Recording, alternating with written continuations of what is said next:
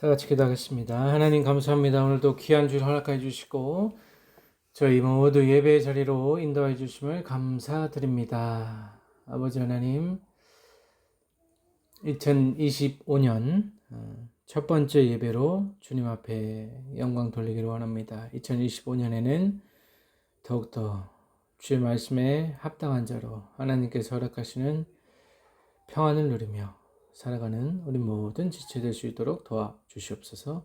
감사드리며 살아계신 예수 그리스도의 이름으로 기도합니다. 아멘. 오늘 하나님 말씀은 요한복음 20장 19절에서 23절의 말씀입니다. 평강의 날 주일이라는 제목으로 말씀을 전하도록 하겠습니다. 우리가 지난 본문에서는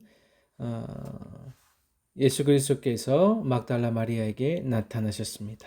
그리고 무덤이 비어있다는 사실을 우리가 알게 되었고, 이것은 다시 말하면 예수님께서 부활하셨다는 부활의 실상을 나타내고 있다는 것이죠. 그리고 곧 임박한 승천에 대해서 주님께서 말씀하셨습니다. 주님께서 곧 승천하실 것을 말씀하시고, 또 17절 20장 17절 말씀에서 나를 붙들지 말라 내가 아직 아버지께로 올라가지 아니하였노라 너는 내 형제들에게 가서 이르되 내가 내 아버지 곧 너희 아버지 내 하나님 곧 너희 하나님께로 올라간다 하라 하시니 라고 말씀하시면서 이제 승천에 관하여서 말씀하시고, 또 예수님과 제자들이 본질적으로 어떠한 관계에 있는지, 결국 예수님과 우리, 또 예수님을 따르는 모든 하나님의 백성들은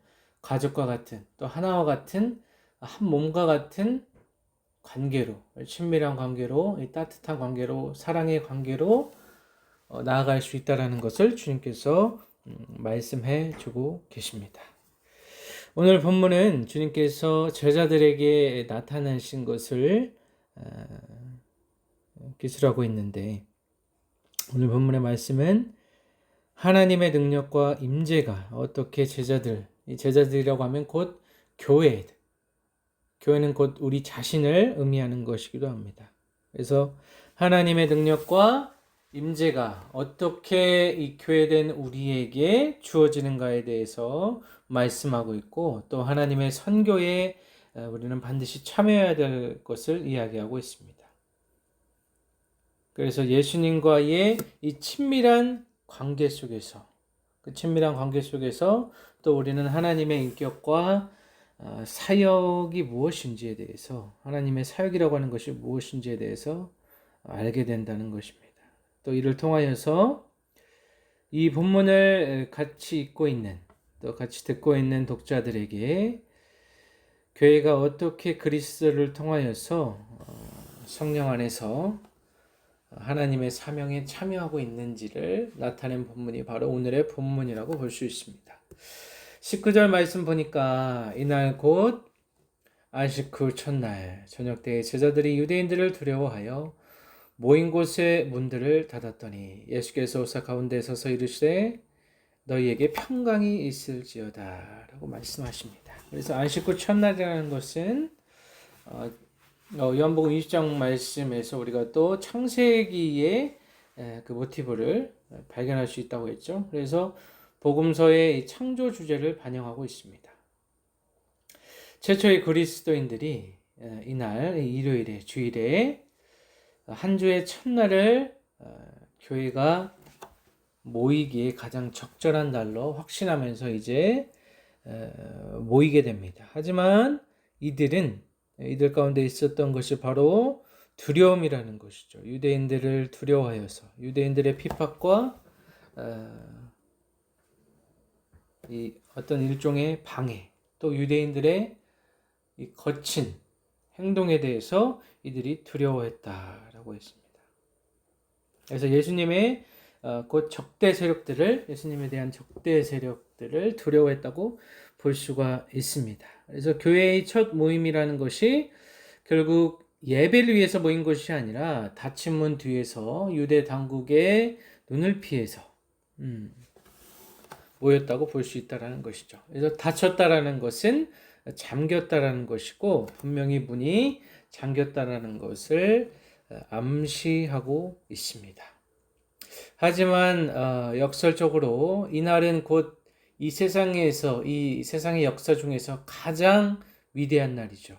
하나님께서 사망을 물리치시고 피조물을 회복하신 날, 피조물의 회복을 시작하신 날, 주님께서 부활하신 날이기 때문에 모든 사망의 구름이 걷히고 어둠이 떠나가고 빛으로 생명으로 예수 그리스도께서 다시 우리에게 오신 날이었는데 제자들은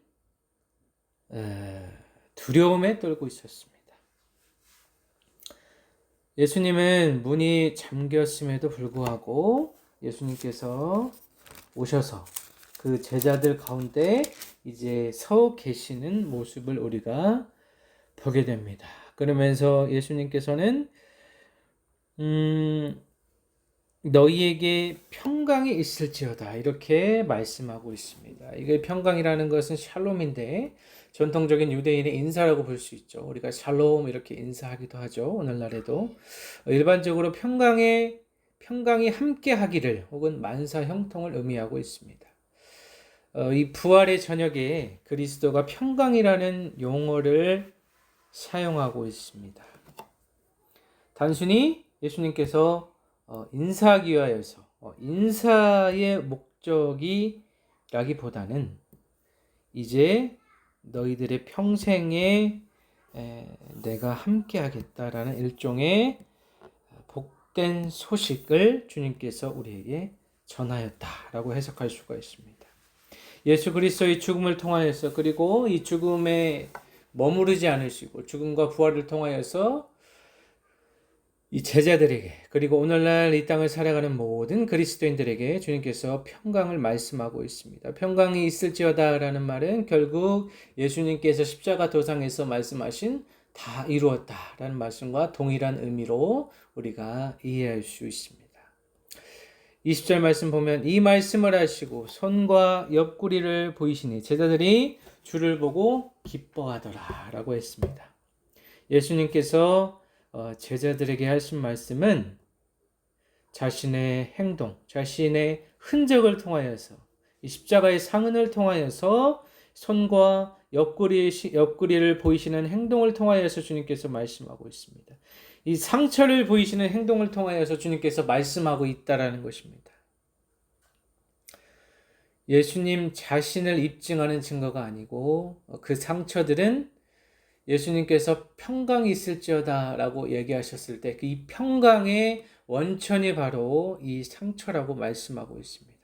주님의 고난, 주님의 아픔이 우리의 평강이 된다라는 것입니다. 그래서 하나님의 평강이라고 하는 것이 이 상처들에 의존하고 있고 또 세상을 위한 샬롬의 선포가 결국 이 상처에 있다라는 것이죠. 이 상처는 그 상처가 계속되지 않고 결국에는 아물게 되고 회복되게 되는 것입니다.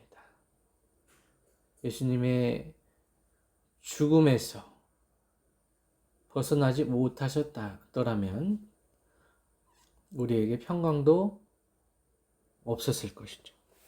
이사야 53장 5절 말씀을 보면 그가 찔림은 우리의 허물 때문이요 그가 상함은 우리의 죄악 때문이라 그가 징계를 받음으로 우리는 평화를 누리고 그가 채찍에 맞음으로 우리는 나음을 받았도다 라고 했습니다. 주님의 징계와 또 채찍 맞으심으로 우리는 평화와 온전한 치유가 우리 삶 속에 침투하여서 일방적인 이 하나님의 은혜를 통하여서 예수 그리스도의 고난을 통하여서 우리가 영원한 생명과 평안을 얻게 되었다라는 것입니다.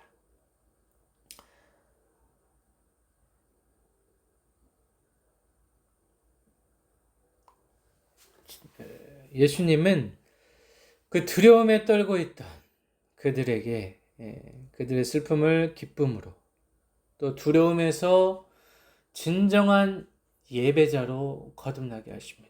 이 두려움에서 머물러 있지 않고 제자들을 예수님을 예배하는 예배의 자리로 예배자의 자리로 이제 나아가게 하신다는 것입니다. 21절 말씀 보면 예수께서 또 이르시되 너희에게 평강이 있을지어다. 아버지께서 나를 보내신 것 같이 나도 너희를 보내노라 라고 말씀하십니다.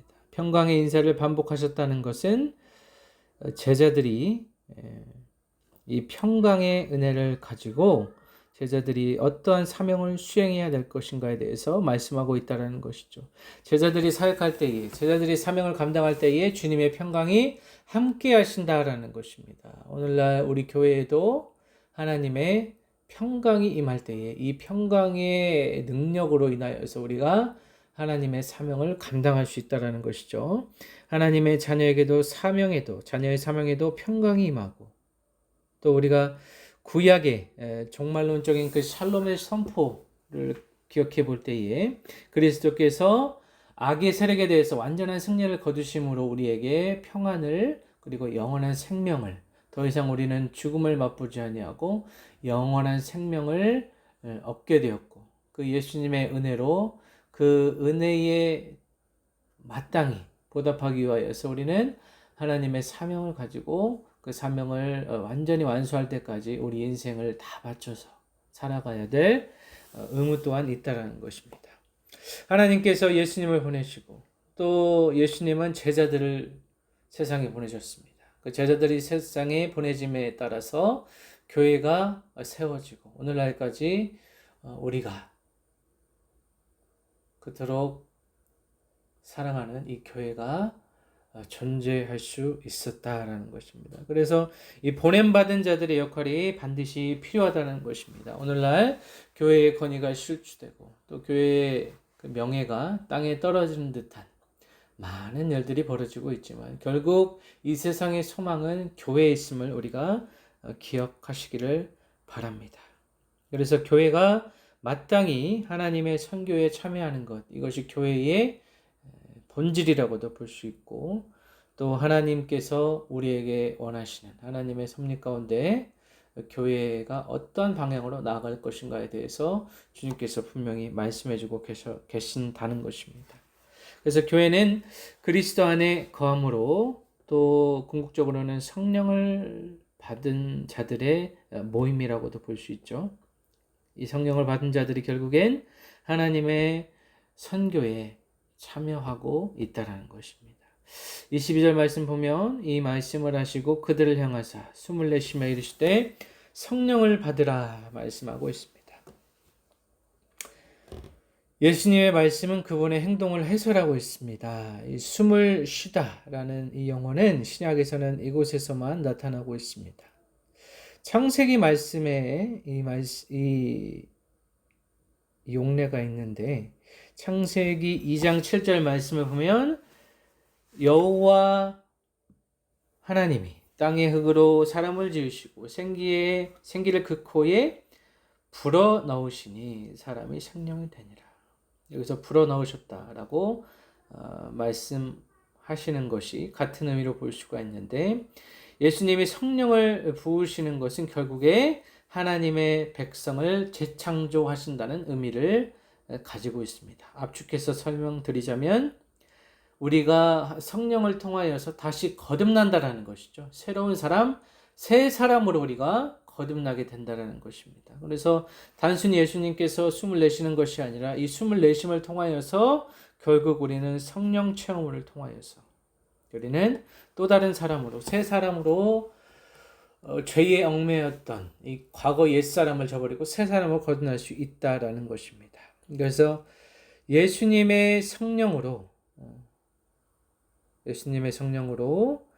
이 둘째 아담으로 오신 아담이 실패한 그 아담과 그의 후손들이 실패한 일을 주님께서 이제 회복시키시고 이제 새로운 권능을 부여하여 주신다는 것입니다.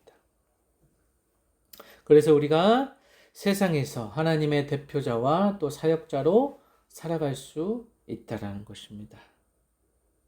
성령을 받으라 라고 주님께서 말씀하셨는데 예수님은 제자들에게 성령에 참여하라 라고 말씀하십니다.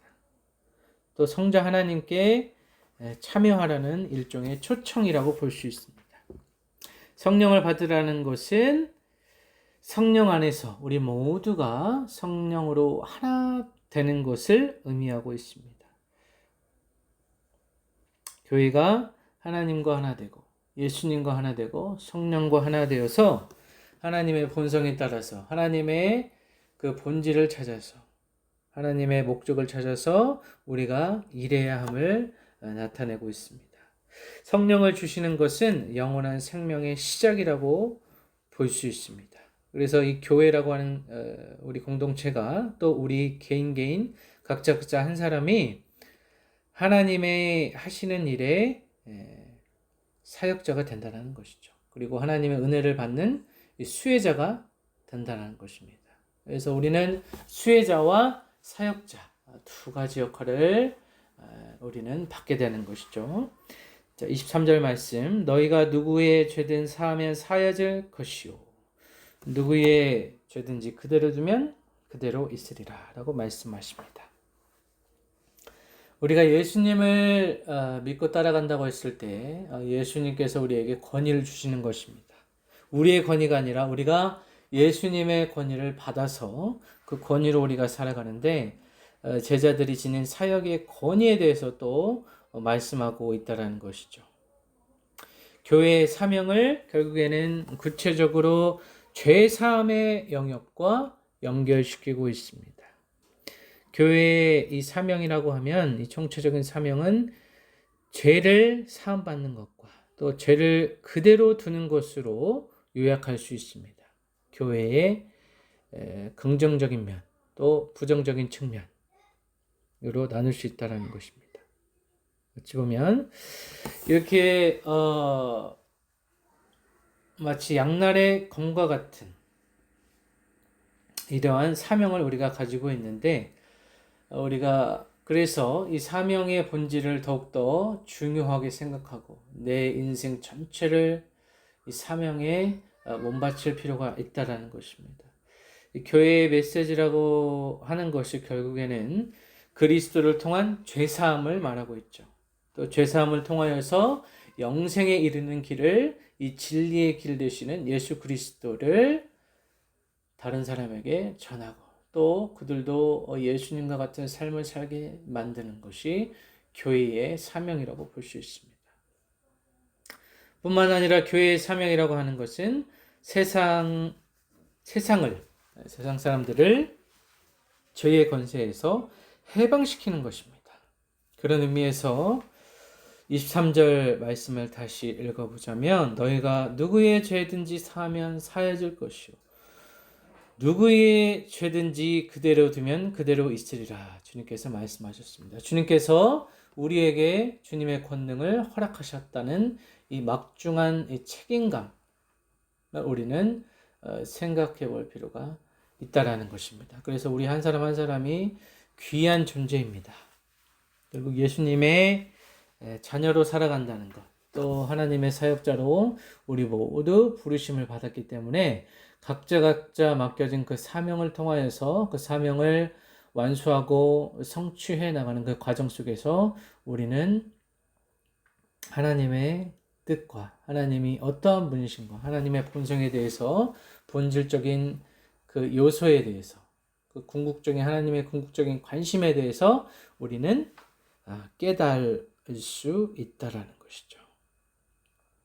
말씀을 맺도록 하겠습니다. 오늘 말씀에서는 궁극적으로 새 언약, 이 새 창조와 재창조와 교회의 사명에 대한 요약의 말씀으로 우리가 생각해 볼 필요가 있습니다.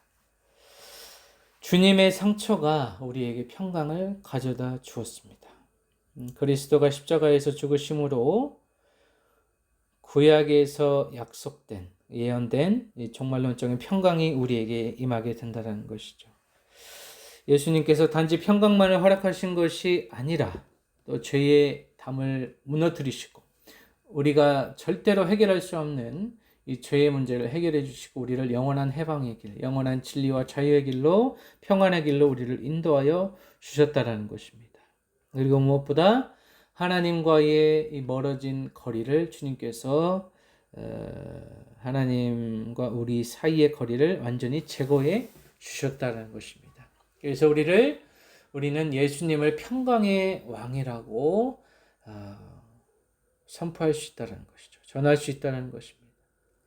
주님의 상처가 평강의 원천이 되었고 또 주님의 상처가 우리의 상처를 치유해 주신다라는 것입니다. 주님께서 먼저 상처를 받아보셨기 때문에 우리의 상처, 우리의 모든 것을 아시는 그 주님께서 우리의 상처도 껴안아 주시고 회복시켜 주시고 새살이 돋도록 완전히 회복할 때까지 주님께서 우리를 붙들어 주신다는 것입니다. 또한 오늘 본문의 말씀에서 알 수 있는 것은 하나님의 생명은 복음의 형태를 취하고 있다는 것입니다. 교회가 하나님의 선교에 참여하는 것은 궁극적으로 하나님께서 가장 바라시고 원하시는 것이라고 우리가 생각할 수 있습니다. 하나님 안에 더 참여하고 하나님을 더 따를수록 우리의 모습은 교만의 모습이 아니고 겸허한 모습, 또 십자가의 모양을 띠고 자기 헌신적인 삶을 살아갈 수밖에 없다는 것입니다. 그 예수 그리스도의 은혜를 맛본 자들이라면 더 이상 교만할 수 없고 내가 세상의 주인이 아니고 주님께서 우리의 주인과 구세주 된다라는 그 진리 앞에 우리는 무릎 꿇을 수밖에 없다라는 것입니다.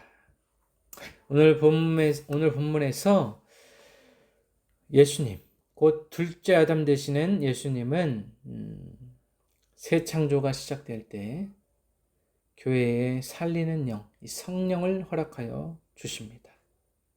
이 성령을 통하여서 그리스도의 임재가 우리 교회와 우리 모든 성도의 가정과 그들의 삶 속에 가득 넘쳐나시기를 바랍니다.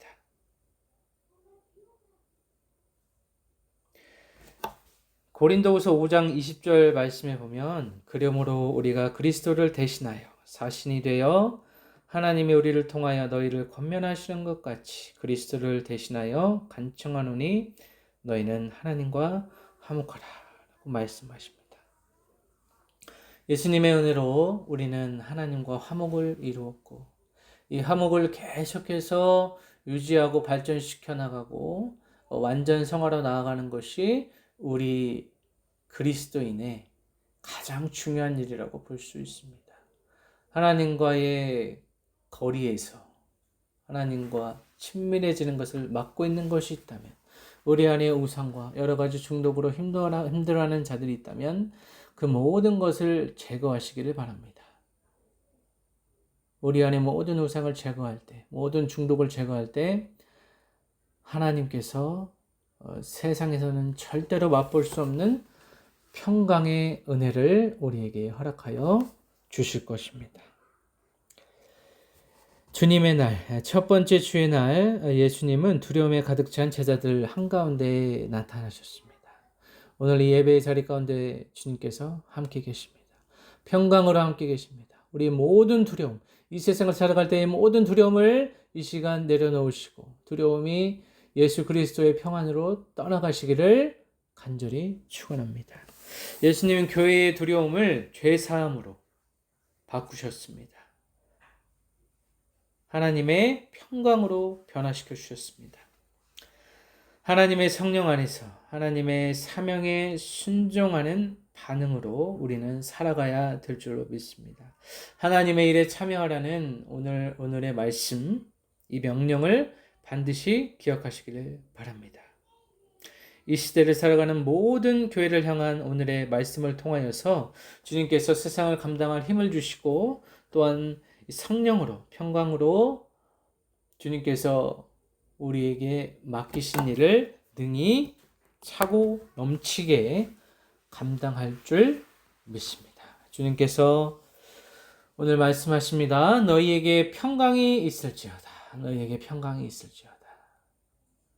세상이 줄 수 없는 주님의 평강으로 살아가시기를 바랍니다. 기도하겠습니다.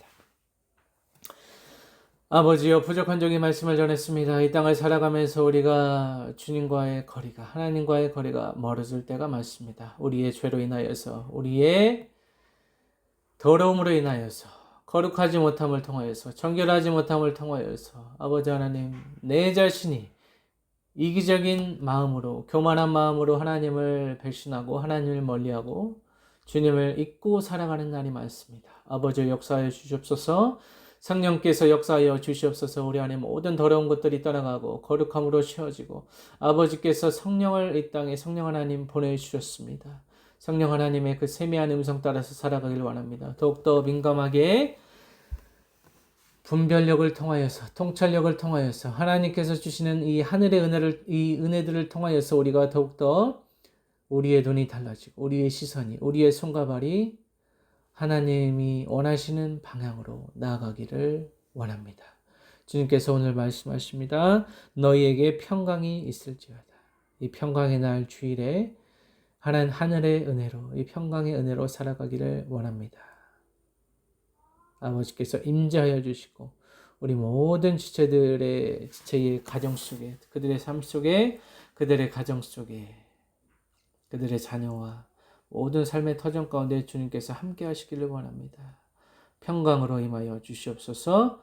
평안으로 임하여 주시옵소서. 아버지 하나님, 죄사함의 은혜 날마다 감사하며 영원한 생명을 소망하며 살아가는 우리 모든 주님 공동체 될 수 있도록 주의 역사하여 주시옵소서.